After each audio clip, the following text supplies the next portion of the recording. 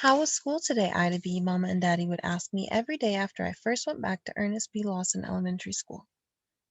And every day I'd say, it was okay, which now also stood for overwhelming calamity.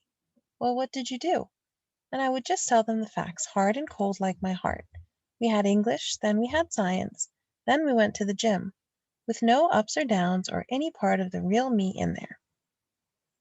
It was the same thing every day, and it was so boring and old and dry like stale bread, I couldn't believe they kept trying for as long as they did. After a while, though, they gave up. They'd just say, "How are you doing, Ida B?" "Okay," I'd mumble. And that would be it. I didn't think they needed any more words than that to let them know that there was nothing close to joy floating around inside me. But this day was different. The good feeling I had from reading that story out loud had been growing bit by bit all afternoon, till it ended up being a full-blown happiness by the time I got home. I'd keep thinking about what I did and how it felt, and the warm brightness in me would get bigger and stronger and shinier every time. So on any ordinary day, she feels unhappy, she feels okay. But today, when she went home, she feels happy, warm, and bright. My legs wanted to skip down the drive instead of walk. My mouth wanted to smile instead of scowl. My arms wanted to hug somebody instead of holding my backpack to my chest like a shield. My heart was horrified. That happiness would not be satisfied staying inside me, either. It wanted to be shared, and it didn't mind who it shared itself with, including Mama and Daddy. I could just imagine having dinner with the two of them and all kinds of good feelings spilling out of me. There I'd be grinning and gabbing, and the next thing you'd know, Mama and Daddy would be thinking that I had transformed into my old perky self, and that school was the best thing that ever happened to me, and maybe everything had worked out just fine after all. And that would not be acceptable. I was not going to let that happiness compromise my stand that even though good things might happen in the world from time to time, nothing was right in my family or in my valley. So I tried to get rid of some of it before dinner time by telling Rufus and Lulu about my out loud reading adventure. I set them both on my bed, and while Lulu glared at Rufus with the deadliest disdain, I told them my story. Two thumps of Rufus's tail and a bored yawn from Lulu, though, didn't quiet that feeling down at all. So here we have an example of personification. Remember what personification is. Personification gives non-human things human characteristics. What human characteristic does the author give to happiness? Here it says that happiness wouldn't be satisfied staying inside Ida, and it wanted to be shared even with her parents. So this reaction tells us that Ida does not want to show her parents that she's happy. So what do you think is going to happen at dinner time now? What do you predict will happen? Do you think she'll be able to hide her happiness at dinner time? She tried to talk to her pets and get rid of her happiness, but she said at the end that the feeling did not quiet down at all.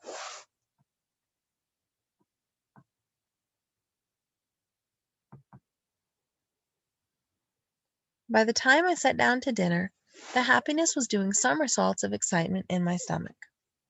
It was jiggling with delight at the prospect of telling Mama and Daddy about my day. It was itching to talk about how pleased I was with Miss W. and the stories she gave me, and reading Alexander Potemkin and the Space Shuttle to Planet Z most of all. It even wanted to start chatting about Ronnie. I tried to get away before any of the pleasure leaked out of me. "I'm not hungry. Can I be excused?" I asked. Daddy, however, was prepared to spoil my plan. "You need to eat your dinner, Ida B," he said. "Eat a little bit, honey," Mama added. Well, by that point, my heart was beating extra hard trying to keep that happiness down and quiet, and it was losing ground fast. I realized I'd have to let some of it out so I could rein the rest of it in and get control of my insides again. I focused on my carrots, lining them up with my fork vertically, then horizontally, then zigzag, and I released one tiny tidbit of cheer. "I read a book out loud to my class today," I said, struggling to keep my voice low and even. Daddy looked up and stared, like he didn't quite know what to do with a bit of conversation from me. "Oh, Ida B, did you like it?" Mama asked. Smiling at me? I just nodded my head. What did you read? Mama kept on. Just a book about a girl, I told those carrots. Did you know the book, or was that the first time you read it? I read it before. Were you scared reading in front of all those people, Ida B? I shrugged, like it was such a not big deal. I could hardly recall. Not really. Was it wonderful, baby? Mama asked. And as soon as Mama said it, I felt every drop of the goodness from reading that story. It flooded my insides, and I couldn't stop the happiness from pouring out of me. Yes, I said. Then I looked right at Mama, for the first time in what seemed like forever, and she wasn't looking at me, but into me. She was pulling me to her with her eyes, like she'd used to do. All of a sudden I could see the light that was Mama's shining out of her eyes. I couldn't help smiling at it.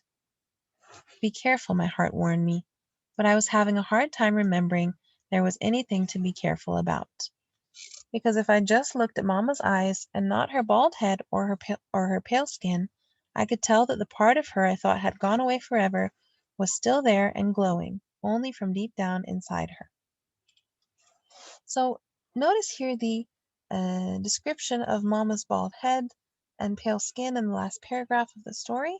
Um, we learned in the introduction that Ida B's mother was diagnosed with cancer. One of the side effects of the treatment for cancer is called chemotherapy. One of the side effects is that patients often lose their hair. So this is why her mother is bald. Okay, so how did Ida B's behavior change towards her parents? So she was very happy about reading, and she didn't want to talk about it because she thought this was insensitive and inconsiderate, considering that her mother is so sick. So she doesn't want to. So she has kept distant.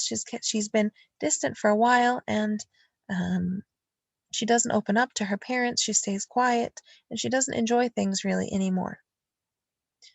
So at the beginning of the story, she refuses to talk to them and share any kind of happiness with them. However, reading out loud at school changes her, and she begins to open up to them again. So let's go back to the essential question. Our essential question this week was, what experiences can change the way you see yourself and the world around you? So how did Ida B change? Think about that. Going to new places and meeting new people, trying new things, all of these things can change the way we see ourselves and the world around us.